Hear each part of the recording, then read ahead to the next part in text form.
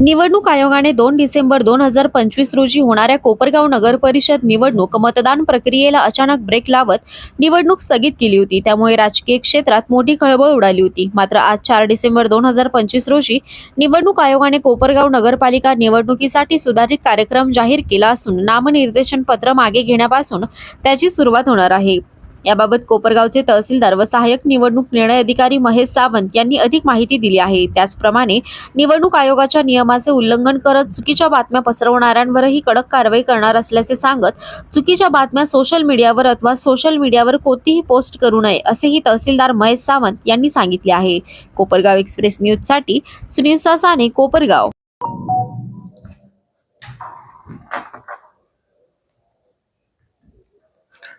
माननीय राज्य निवडणूक आयोगाचे आदेश दिनांक 29 नोव्हेंबर 2025 च्या सूचनेप्रमाणे ज्या कारणासाठी कोपरगाव नगर परिषद सार्वत्रिक निवडणूक 2025 ची तारीख पुढे ढकलण्यात आलेली मतदानाची, त्याचा प्रोग्राम सुधारित आज माननीय जिल्हाधिकारी यांनी जाहीर केलेला आहे। त्या कार्यक्रमानुसार आज जाहीर निवडणूक कार्यक्रमाचा प्रोग्राम जाहीर केलेला आहे आणि त्यानुसार नामनिर्देशन पत्र मागे घेण्यासाठीची दिनांक 10 डिसेंबर 2025 पर्यंतची वेळ निश्चित करण्यात आलेली आहे, दुपारी 3 वाजेपर्यंतची। आणि आवश्यकतेप्रमाणे चिन्ह वाटप हे 11 तारखेला होणार आहे, सकाळी 11 वाजता, 11 डिसेंबर 2025 ला। आणि त्यानंतर मग अंतिमरित्या निवडणूक लढविणाऱ्या उमेदवारांची यादी प्रसिद्ध करण्यात येणार आहे। त्यानंतर मतदानाचा दिनांक हा 20 डिसेंबर 2025 हा निश्चित करण्यात आलेला आहे आणि त्या दिवशी सकाळी 7:30 ते 5:30 या वेळेमध्ये सर्व 69 मतदान केंद्रावर कोपरगाव नगरपालिका निवडणुकीसाठीचं मतदान होणार आहे।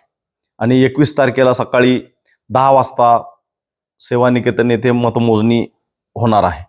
याची सर्व उमेदवार आणि त्यांचे प्रतिनिधी, राजकीय पक्षाचे पदाधिकारी यांनी नोंद घ्यावी असं प्रशासनातर्फे आणि आरओ ऑफिसच्या वतीने मी आवाहन करतो। तर समाज माध्यमांमध्ये काही चर्चा अशा घडवल्या जाते की नव्याने नामनिर्देशन पत्र दाखल करता येणार आहे, त्या संदर्भातली काय माहिती, काय सांगा? नव्यानं कोणतेही नामनिर्देशन पत्र दाखल करता येणार नाहीये। जे ऑलरेडी नामनिर्देशन पत्र दाखल झालेले आहेत, त्यांची छाननी झालेली आहे, अशाच नामनिर्देशन पत्रासाठीचा हा पुढचा प्रोग्राम आहे। सर, निवडणूक खर्चाची मर्यादा नव्याने देण्यात येणार आहे, किती आहे? निवडणूक खर्चाच्या बाबतीमध्ये माननीय निवडणूक आयोगाने ज्या यापूर्वी दिलेल्या सूचना आहेत त्याच कायम राहणार आहेत, त्यात कोणताही बदल केलेला नाही। तर काही ठिकाणी असे सोशल मीडियावरती मेसेज पसरवण्यात येते की नव्याने नामनिर्देशन दाखल करणं किंवा निवडणूक आयोगाच्या संदर्भातले काही गाईडलाईन असताना चुकीच्या पद्धतीचे जे पोस्ट व्हायरल होत आहे, त्या संदर्भात निवडणूक निर्णय अधिकारी म्हणून काही ऍक्शन घेणार का? नाही, असे चुकीच्या अफवा पसरवणाऱ्या लोकांच्या विरुद्ध निश्चितपणे कारवाई होईल।